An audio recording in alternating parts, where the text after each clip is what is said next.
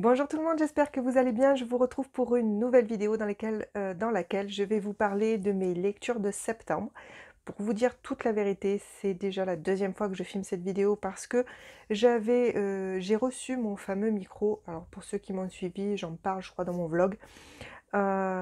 Et en fait, il grésille. Donc j'en suis revenue à mon micro-cravate puisque, c'était, inutilisable. Donc je recommence la vidéo avec mon micro-cravate. Bref, c'est pas très grave, je vais tout de suite commencer avec ma première lecture de septembre qui est malheureusement un abandon. J'ai essayé de lire Le bal du dodo de Geneviève Dormand, qui a été édité aux éditions Albin Michel et là, c'est France Loisirs, c'est l'édition France Loisirs que j'ai sous la main. Donc on me l'avait offert pour mon anniversaire il y a 2 ans. Dans cette histoire, on suit Benny qui prend l'avion pour rentrer sur l'île Maurice, l'île de son enfance, et assister aux obsèques de sa grand-mère. Pendant le vol, elle va repenser à son enfance, repenser à son passé, etc. Et donc on va voyager dans les souvenirs de Benny, mais pas que, parce qu'en fait, en partant des souvenirs de Benny, on va découvrir tous les membres de sa famille. Et c'est là que pour moi ça a posé problème, c'est-à-dire que par exemple on partait sur l'histoire de Benny, qui est tombée amoureuse de son cousin. Donc après on est parti sur l'histoire de son cousin, ensuite sur l'histoire de sa tante, son oncle, on revient sur l'histoire de son père, etc. Mais à chaque histoire de personnage, on ne va pas jusqu'au bout de son histoire, puisque dès que l'on rencontre un des autres personnages, on bascule sur l'histoire de cet autre personnage, etc. Donc cette construction où j'avais l'impression de ne pas aller au bout des choses, qui alors peut-être qu'après, à la fin, ça se rejoint, qu'on comprend le pourquoi du comment, etc. Mais moi, ça m'a paru plutôt fouillis, en fait, pas fini. Et voilà, c'est en fait vraiment la construction du récit qui ne m'a pas convaincue, enfin qui ne m'a pas plu à moi. Donc je pense que ça peut plaire parce que on parle vraiment de l'île Maurice et de la mentalité de l'époque et de la façon de vivre des gens de l'époque, hein, puisque ça se passe... alors, le roman a reçu le Grand Prix du roman de l'Académie française de 89. Donc autant dire que, vu qu'il a été écrit, enfin, dans le résumé, on dit que c'est l'île Maurice de l'époque à laquelle le roman a été écrit. Donc ça fait pas si longtemps que ça, une trentaine d'années, mais voilà, on voit vraiment la mentalité de l'époque, et du coup, comme on va dans les souvenirs des protagonistes, dans l'époque encore précédente. Voilà, donc je pense que ça peut plaire aux personnes qui veulent découvrir l'île de Maurice d'une autre manière. Moi, c'est vraiment la construction du récit qui ne m'a pas convaincue et qui a fait que j'ai abandonné à fond, je crois, 150 pages à peu près. Voilà, ensuite j'ai enchaîné avec un manga. Ceux qui me suivent le savent, je ne lis quasiment pas de manga, même je n'en lis jamais. Et je me suis laissée tenter par celui-ci qui avait été conseillé par l'autrice Cécile Duquesne. Et donc il est en 2 tomes. Voilà, donc je vous montre, c'est le tome 1 et le tome 2. Donc c'est Daisy, lycéenne à Fukushima, écrit par Reiko Momoshi et sorti aux éditions Akata. Donc dans cette histoire, on suit Fumi, qui est une jeune lycéenne, donc elle est en dernière année de lycée, lorsque arrive la catastrophe à Fukushima.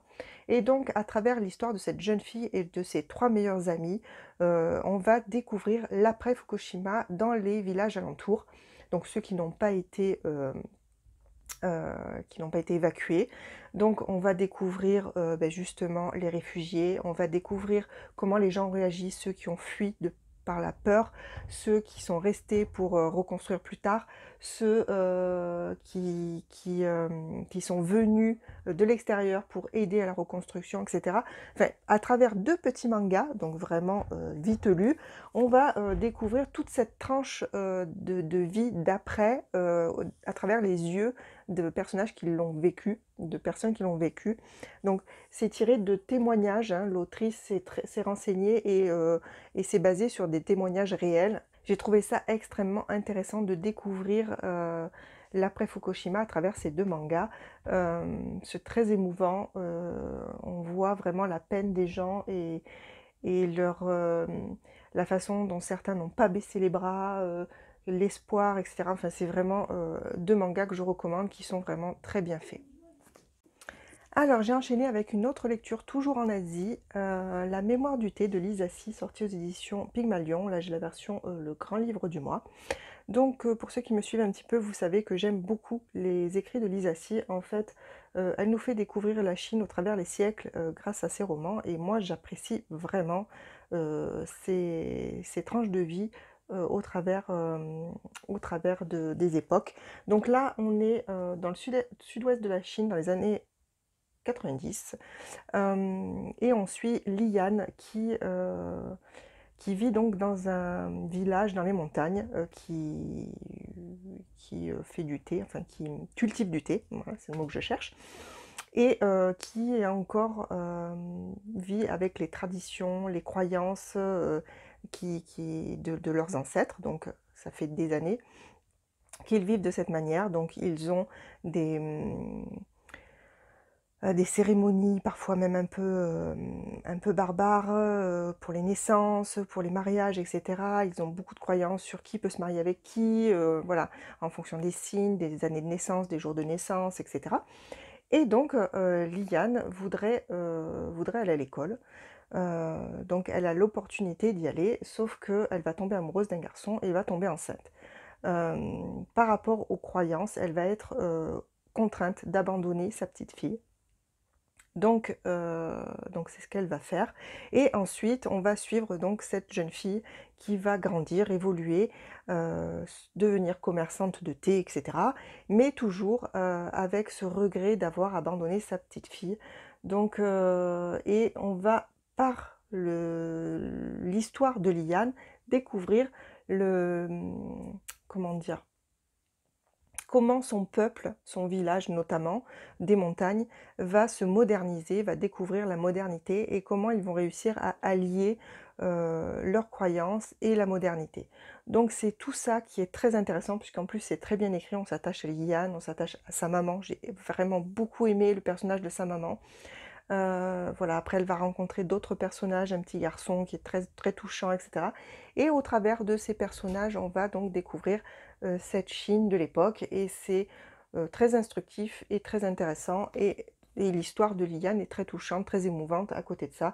Donc voilà, un bon compromis, enfin c'est pas compromis je veux dire, c'est assez complet justement dans le sens où on a de l'historique, on a, l'histoire romantique puisqu'il va y avoir, une romance, on va avoir l'histoire de cette mère qui a été séparée de son enfant, voilà et vraiment c'est ça pour moi ça a vraiment matché et j'ai beaucoup aimé cette lecture. Ensuite, j'ai enchaîné avec un nouveau, livre graphique. Alors voilà, je ne lis très peu et ce mois-ci, beh, ça a été le mois des livres graphiques. Donc je, ne lis pas beaucoup de BD, mais j'aime beaucoup celle de Princesse Sarah. Donc c'est, l'histoire de Sarah que l'on connaît, hein, qui vit dans un pensionnat en Angleterre pendant que son père est aux Indes, où il souhaite faire fortune, qui est déjà très riche, hein. Et malheureusement, il va décéder, il va perdre sa richesse. La princesse Sarah va devenir Sarah la domestique dans le pensionnat, et etc. Donc là, c'est la même histoire, ça commence de la même manière dans les premiers tomes, et ensuite on va voir évoluer Sarah, grandir, etc. J'en suis au tome... Alors il faut savoir que dans cet univers, c'est un peu steampunk parce qu'il y a des automates, des choses comme ça. Donc moi j'en étais au tome 8, et comme ça faisait longtemps que je n'avais pas lu que je m'étais pas remis dedans, j'ai relu justement ce tome 8 qui est Meilleurs vœux de mariage, voilà. Et ensuite j'ai enchaîné avec celui que je devais lire qui est donc le tome 9, Intrigue à Venise. Alors, le scénario de celle-ci, je l'ai trouvé un peu moins bien que les précédentes, voilà. Malgré tout, j'ai trouvé les dessins super jolis parce que, ben, l'histoire se déroule pendant le carnaval de Venise, donc autant vous dire qu'il y avait de quoi faire entre les masques, les costumes, et cetera et que du coup j'ai vraiment, vraiment aimé, voilà, les dessins. Donc ceux qui ont vu mon vlog, vous avez déjà certainement vu cette illustration parce que je l'ai déjà montrée, parce que je la trouve très, très, très jolie. Et voilà, c'est vraiment, il y avait matière à faire des jolies choses et c'est ce qui a été fait dans cet album que j'ai donc beaucoup aimé par rapport à ça. J'ai dans ma page, je crois, le tome 10 et le tome 11 que j'enchaînerai, je ne sais pas encore quand, mais assez rapidement, puisque justement, là je me suis remise un peu dedans. Alors je vous ai pas dit, hein, c'est de Audrey Alouette.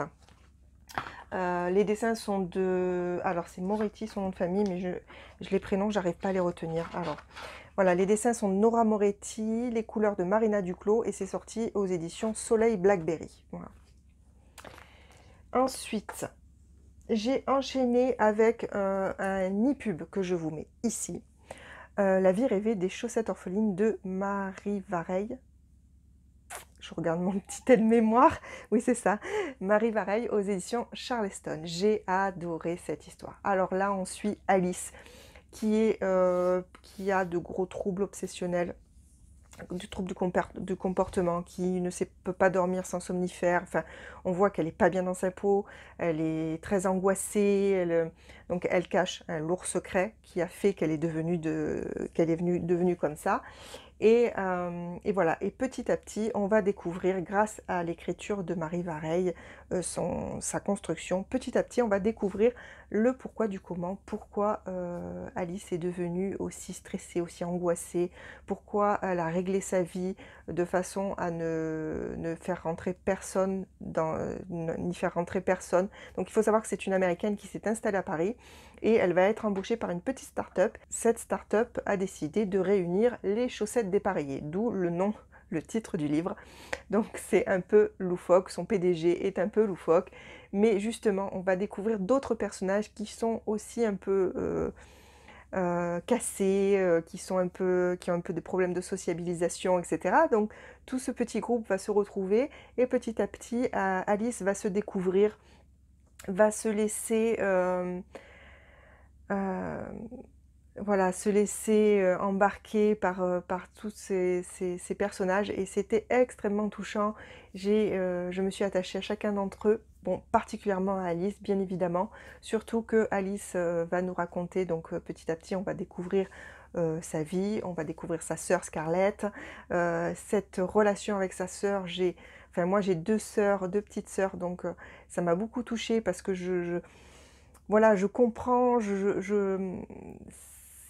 c'était bouleversant, voilà, c'était bouleversant, et voilà, mon petit cœur a, a été a été embarqué par cette histoire, et voilà, j'ai versé ma larme, et voilà, j'ai été bouleversée par cette histoire, et je vous la conseille parce que c'est vraiment une histoire voilà, qui fait battre petit cœur, quoi. Il faut savoir qu'il y a une petite romance aussi, enfin voilà, il y a vraiment un tout qui était top. Voilà, c'était top, rien d'autre à ajouter. Ensuite, j'ai enchaîné avec celui-ci, ce petit pavé, Outretemps, le livre 1 de Elisa M. Poggio, sorti aux éditions Plume Blanche, tout autre genre. Ici, ça serait peut-être un mélange fantastique fantasy, puisque on suit Prune. Prune qui est poursuivie par le gel. Donc le gel, c'est le gel comme on l'entend, c'est-à-dire que un phénomène qui gèle tout ce qu'il y a autour d'elle. Donc pour pouvoir fuir, survivre, elle va devoir basculer dans l'outre-temps. Et dans l'outre-temps, il y a tout un tas de mondes, donc on va en découvrir plusieurs. Et elle va rencontrer donc des compagnons, et avec ses compagnons, elle va essayer de découvrir pourquoi le gel la poursuit. C'est une histoire passionnante parce qu'elle est pleine de rebondissements, elle est pleine d'action, on ne s'ennuie jamais, il n'y a pas de temps mort. Pourtant, je vous dis, il y a 523 pages, donc autant vous dire que quand même c'est un beau bébé. Mais en fait, on ne s'ennuie jamais, on ne s'ennuie jamais, il y a toujours des rebondissements, toujours de l'action. Prune est une jeune fille qui est à la fois pleine de doutes, mais à la fois courageuse. Elle veut pas laisser tomber les gens qu'elle aime, elle est prête à tout pour se battre pour eux, et voilà, elle est courageuse malgré tous ses doutes, malgré parfois sa fragilité. Et c'est vraiment intéressant de suivre Prune qui est dans ses périples, et qui évolue aussi, et qui apprend de ses erreurs et voilà. J'ai vraiment, vraiment aimé ce roman. Il y a un tome 2 qui est déjà sorti. Je ne me le suis pas encore procuré, mais je pense que ça va pas trop tarder puisque j'aimerais continuer, de suivre les aventures de Prune et savoir jusqu'où elle va nous mener. Ensuite et pour finir, pendant mon voyage vers les Aventuriales, donc pour ceux qui ont vu le vlog, vous le savez, j'ai écouté en audiobook, j'en ai profité puisque j'avais environ 5 heures de route à l'aller, donc idem au retour bien sûr. Donc j'en ai profité pour lire, enfin pour écouter un audiobook et j'ai choisi Les Lames du Cardinal de Pierre Pével, donc en audiobook c'est les éditions Hardigan. Dans cette histoire, donc on est sous le règne de Louis XIII, il me semble, et la France est gouvernée par le cardinal de Richelieu. Là, l'Espagne est déjà sous le joug des dragons, donc il existe des dragons, des clans de dragons qui sont sous forme humaine, et ces dragons ont une vue sur le royaume de France. Donc, pour éviter que les dragons prennent le pouvoir en France, le cardinal fait appel à ces lames, donc les lames du cardinal, qui sont des combattants hors pair. Alors, il avait déjà auparavant fait appel à eux, mais le groupe avait été dissous pour une raison inconnue. Et cette fois, donc, il les réunit à nouveau et il les envoie sur une nouvelle mission secrète. Donc, dans ce premier tome, on découvre toutes ces lames, une à une, puisque après la première dissolution, elles ont continué leur vie, hein, chacune de leur côté. Et donc, on découvre ce qu'ils sont devenus, et donc, ils vont se réunir à nouveau, et on va suivre leur première mission. J'ai beaucoup aimé les personnages, j'ai eu pas mal de mal au début, parce que vu que c'était en audio, j'avais pas le visu sur leur nom en papier, et ça m'a pas mal gênée, parce que du coup, j'étais pas sûre de qui était qui. Après, au bout d'un moment, une fois qu'on connaît un peu les caractéristiques de chacun d'entre eux, parce qu'ils sont vraiment tous différents, ils ont vraiment chacun leurs défauts, leurs, leurs qualités, et donc au fur et à mesure, on arrive facilement à les différencier par rapport à ça. Donc après, ça a été. Mais c'est vrai qu'au début, ça a été un petit peu compliqué de ne pas avoir le visu sur les noms. Mais ensuite, c'est allé tout seul, hein. Une fois que j'avais bien compris qui était qui, il n'y avait pas de souci. J'ai trouvé l'histoire prenante. J'ai trouvé, en plus, je me suis pas ennuyée. Le fait je sais pas si c'est le fait d'écouter ou quoi. J'avais déjà essayé de lire cette histoire tout au début, que je m'essayais à la fantaisie. Et en fait, je pense que j'avais tapé trop haut, en fait, parce que au bout de quelques chapitres, j'avais abandonné. Et là, franchement, ça m'a pas gêné du tout. Bon, maintenant, ça fait longtemps que je lis de la fantaisie, donc je m'y suis habituée. Et là, du coup, je suis rentrée dedans facilement. Enfin, j'ai pas eu de problème du tout. Et du coup, voilà, le fait que ces personnages soient vraiment bien caractérisés, ça m'a beaucoup plu. L'enquête, enfin la mission secrète était très intéressante parce qu'il y avait des complots sur complots, qui savait quoi, qui avait fait exprès que ça se passe comme ça, et parce que Richelieu était plein de combines, donc qui est vraiment un espion, qui ne l'est pas, etc. Et vraiment, c'était très intéressant de suivre ça et de se faire, enfin, de me faire mes petits pronostics, savoir qui avait engagé qui, pourquoi, etc. Et du coup, je me suis vraiment régalée. Et la fin se termine sur un «Oh my God!» et du coup, je me languis de lire le tome 2. Du coup, je me suis acheté en audiobook, pardon. Je ne sais pas encore du tout quand j'aurai l'occasion de l'écouter, puisque le problème est que je n'ai pas énormément de route à faire. Je suis à 5 minutes de mon travail, donc autant vous dire que dans la voiture, pour aller au travail, c'est pas la peine. Donc je ne sais pas encore. On verra l'occasion quand est-ce qu'elle se présentera. En attendant, je vous conseille, pour ceux qui n'ont pas encore qui n'ont pas encore lu, qui n'ont pas encore lu ce classique, on va dire, de la fantasy, je vous le conseille fortement. Voilà, c'est tout pour cette vidéo. J'ai lu donc 4 livres et 2 graphiques et abandonné un, ce qui est pas mal. Je pense que je suis pas mal. Donc voilà, j'espère que je vous aurai peut-être donné envie de lire, de découvrir une de ces lectures. Et puis sinon, si vous avez des avis dessus, n'hésitez pas à me les laisser en commentaire, à me mettre un petit pouce bleu si ça vous a plu, ça fait toujours plaisir, et à vous abonner si jamais ce n'est pas fait et que je vous ai intéressé avec mes lectures. Je vous remercie en tout cas d'avoir suivi cette vidéo jusqu'au bout, et je vous dis à très bientôt pour une prochaine vidéo. A plus!